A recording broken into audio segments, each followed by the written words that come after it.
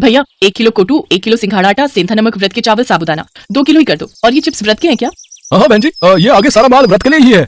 तो ये व्रत की नमकीन, चिप्स, पापड़ ये सब भी 5-5 पैकेट कर ही दो। अरे गायत्री, तू कुछ खरीद नहीं रही? तूने भी तो नवरात्रि व्रत रखे है ना?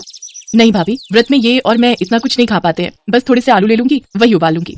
अच्छा चल ठीक है भैया, ये सामान पैक कर दो और ये आपके पैसे। गायत्री, ये 2 थैले तू उठा लेगी क्या? हाँ भाभी लाओ, ये सामान मुझे पकड़ा दो। बस त्योहार आने की देर है, पर्स खुल ही जाता है। मैंने तो तुम्हारे जेठ जी से कल ही 20,000 रुपए अलग ले लिए थे कि नवरात्रि पूजन के लिए काम आएंगे। कन्या पूजन में बांटने के लिए सामान भी तो लेना है। गायत्री एक काम कर, जरा वो सामने बर्तन की दुकान पर चलते हैं। सोच रही हूँ कन्याओं को स्टील की डिबिया बांट दूंगी। भैया ये 1 दर्जन डिब्बी का सेट दे दो। गायत्री तू कुछ खरीदेगी कन्याओं को देने के लिए? नहीं भाभी अभी नहीं, आप खरीद लो। अच्छा चल, मेरी तो नवरात्रि की शॉपिंग हो गई। ले पकड़ ये थैले। रिक्शा भी नहीं मिल रहा है, जरा देख वहां रिक्शा कोई नजर आता है तो। मैं तो बहुत थक गई हूँ।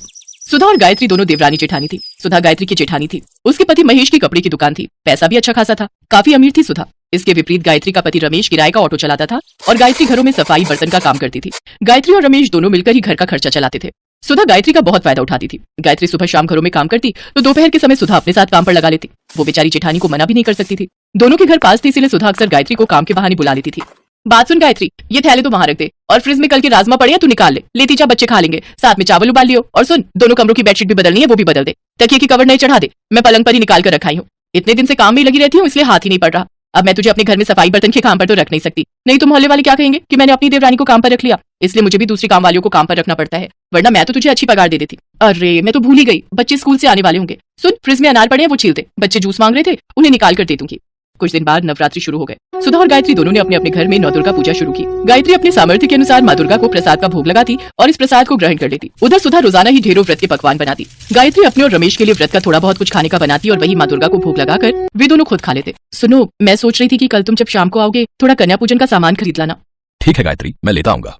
अगले दिन रमेश ने जो पैसे कमाए उसमें से उसने ऑटो के किराए के पैसे दे दिए। बाकी उसके पास जो कुछ पैसे बचे थे उनसे उसने सामान खरीदा और पिछली सीट पर थैली रखकर ऑटो में घर आने लगा। तभी 2 लड़के उसके पास आए और बोले, भैया हमें थोड़ी दूर तक छोड़ दोगे? रात हो गई है, यहाँ कोई ऑटो वाला दिखाई नहीं दे रहा है। अब हाँ, मैं तो इसी रास्ते से घर जा रहा हूँ, आप दोनों बैठ जाओ, मैं छोड़ दूंगा।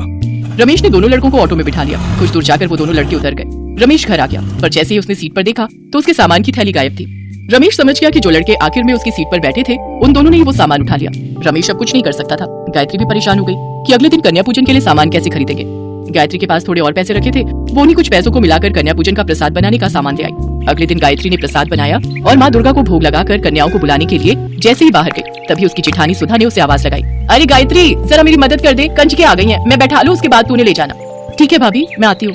गायत्री सुधा के घर उसकी मदद के लिए चली जाती है। सुनो जी, 9 कन्याओं से ऊपर एक भी कन्या मत बुलाना, बाकी सबको वापस भेज दो। चलो बच्चों जाओ, 9 कन्याएं पूरी हो गई हैं। वैसे भी 12 डिब्बियां लाई थी, 9 बांट दूंगी, 3 डिब्बी घर में रख लूंगी।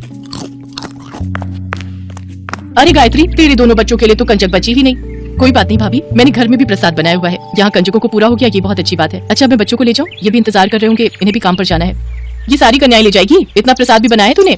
कोई नहीं भाभी, माँ दुर्गा के आशीर्वाद से जितना बनाया है उतना पूरा हो जाएगा। पर कन्याओं का खाली हाथ लौटना सही नहीं। घर में आई कन्याओं को भले ही थोड़ा प्रसाद दे दो, पर उन्हें ऐसे नहीं मोड़ सकती। चल तेरी मर्जी, तेरे जेठ जी बुला रहे हैं, मैं उन्हें प्रसाद दे दूं। चलो बच्चों, अब तुम मेरे घर चलो। चलो बच्चों, अब तुम मेरे घर चलो। सोनू, राधिका, सब बच्चों को घर के अंदर लेकर चलो। गायत्री, इतना प्रसाद पूरा हो जाएगा, कन्याएं बहुत सारी आ गई हैं। माँ दुर्गा की इच्छा होगी तो जरूर पूरा होगा। सोनू, राधिका, बच्चों से जयकारा बुलवाओ।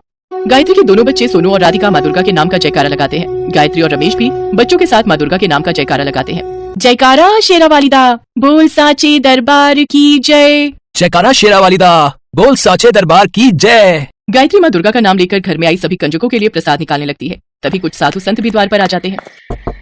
बेटी, दुर्गा अष्टमी का दिन है, साधु बाबा को माँ दुर्गा का प्रसाद दो। अब गायत्री, द्वार पर साधु संत महात्मा आए हैं, कन्याओं के लिए भी प्रसाद निकालना है, अब सब कैसे होगा? हे दुर्गा माँ, आप तो अंतर्यामी हो, मैं आपका नाम लेकर प्रसाद सब में बांट रही हूँ, मेरे प्रसाद में बरकत देना। जय दुर्गा मैया। गायत्री की प्रार्थना माँ दुर्गा तक पहुँचती है और माँ दुर्गा अपने चमत्कार से गायत्री के द्वारा दुर्गा अष्टमी के लिए बनाए गए प्रसाद में बढ़ोतरी करने लगी। इधर गायत्री बर्तन में से हलवा पूरी चने निकालती तो उधर माँ दुर्गा अपने चमत्कार से बर्तनों को फिर से भर देती।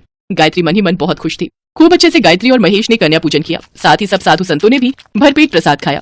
सभी भोजन से तृप्त होकर गायत्री के परिवार को आशीर्वाद देकर खुशी खुशी गए। हे दुर्गा माँ, मैं जानती हूँ ये सब आपके ही आशीर्वाद का फल है। आपके चमत्कार से मेरे बर्तन खाली ही नहीं हुए, प्रसाद से भरे रहे। सुनो जी, माँ दुर्गा की शक्ति अपार है, देखो बर्तनों में अभी भी प्रसाद बाकी है। हाँ गायत्री, तुम ठीक कह रही हो, आज माँ दुर्गा ने कोई चमत्कार जरूर किया है, तभी थोड़ा सा प्रसाद इतना ज्यादा हो गया। सुनो, तुम और बच्चे मिलकर प्रसाद खाओ, तब तक मैं भाभी को भी थोड़ा प्रसाद देकर आती हूँ। गायत्री टिफिन भरकर प्रसाद जब सुधा के घर ले गई तो सुधा प्रसाद देखकर हैरान रह गई। गायत्री, तेरा थोड़ा सा प्रसाद इतना हो गया कि तू मुझे भी देने आ गई? ये तो बहुत चौंकाने वाली बात है। मैंने तो इतना ढेर सारा प्रसाद बनाया, फिर भी हम घर के लोगों को ही पूरा नहीं पड़ा। कुछ लोग प्रसाद मांगने आए तो मैंने उन्हें खाली हाथी लौटा दिया। तेरा थोड़ा सा प्रसाद कैसे पूरा हो गया? हाँ भाभी, सब माँ दुर्गा की कृपा से ही हुआ है। अच्छा मैं चलती हूँ, आप सब ये प्रसाद खा लेना। गायत्री सुधा को प्रसाद देकर घर लौटाती है।